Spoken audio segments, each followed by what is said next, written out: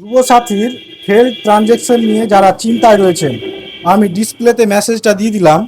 যাদের account number ভুল অথবা আইএফএসসি কোড ভুল হয়েছে, যাদের ট্রানজ্যাকশন ফেল্ড হয়েছে ট্রেজারির মেসেজ আসার পরে, তাদেরকে আমি বলবো আপনারা কোনো চিন্তা করবেন না, আপনার এই সমাধান আছে। কোথায় আছে? আমাদের মালদা ডিস্ট্রিক্টের জন্য বিশেষ করে আমাদের স্বামী বিবেকানন্দ যুব আবাস যে অফিস রয়েছে, সেই অফিসে কিন্তু এর এডিটিংয়ের কাজ চলছে অথবা অ্যাপ্লিকেশন নিচ্ছে।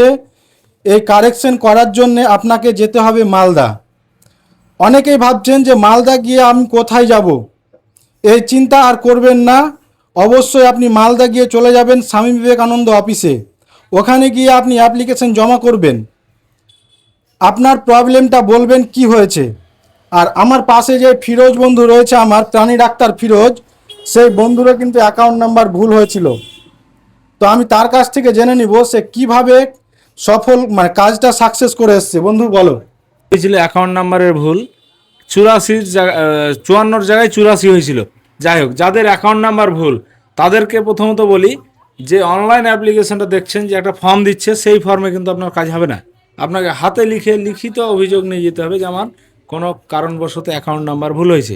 যাদের আইএফএসসি কোড ভুল, যাদের পাঞ্জাব ন্যাশনালের অ্যাকাউন্ট, তাদের কিন্তু ওই অ্যাপ্লিকেশনে কাজ হবে।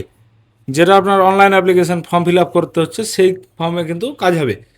সেই ফর্ম নিয়ে গিয়ে আপনি জমা দেবেন, সুন্দরভাবে জমা নেবে ওরা, কাজ নিশ্চিত হবে। এবার আপনারা জানতে চাইবেন যে স্বামী বিবেকানন্দ অফিসটা কোথায়। আপনি ফোয়ারা মোড় থেকে এগিয়ে যাবেন দিশারি বা সনেশখানের দিকে, এগিয়ে যেতে যেই বাম দিকে রাস্তাটা পড়বে, তারা মেডিসিন আছে যে এজেন্সি, ওর সোজা আপনি বাদে উঠবেন। বাদে উঠেই দেখবেন 4 মণিতে দাঁড়িয়ে দেখবেন যে স্বামী বিবেকানন্দ অফিস। আমার সুন্দরভাবে বলে দিল। আমাকে অনেক কেউ কমেন্ট করেছেন যে আমার অ্যাকাউন্ট নাম্বার ভুল, আমার মেসেজ এসছে কিন্তু টাকা ক্রেডিট হয়নি। তাদের উদ্দেশ্যে আমার এই ভিডিওটা করার। অনেকেই ভাবছেন যে হয়তো টাকা দিচ্ছে না, এটা ভুলভাল মেসেজ দিচ্ছে, এটা চিটিং করছে। অনেকেই কিন্তু আমাকে কমেন্ট করেছেন যে এটা চিটিংবাজি হচ্ছে।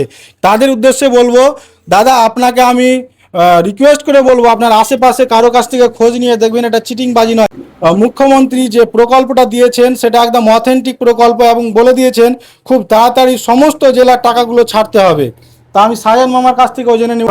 সায়ান মামা, তুমি এই বিষয়ে কি বলতে চাও একটু বলো।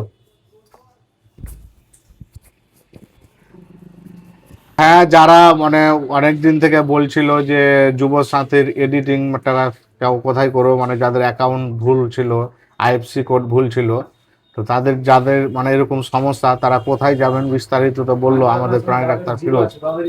ঠিক আছে, এক সমস্যা কি, কোথায় যেতে হবে বিস্তারিত আমাদের প্রাণী ডাক্তার ফিরোজ বললো, ওভাবেই যাবেন, হয়ে যাবে সমস্যা। ভিডিওটি ভালো লাগলে অবশ্যই ভিডিওটি শেয়ার করে দিন যেন সবাই জানতে পারে।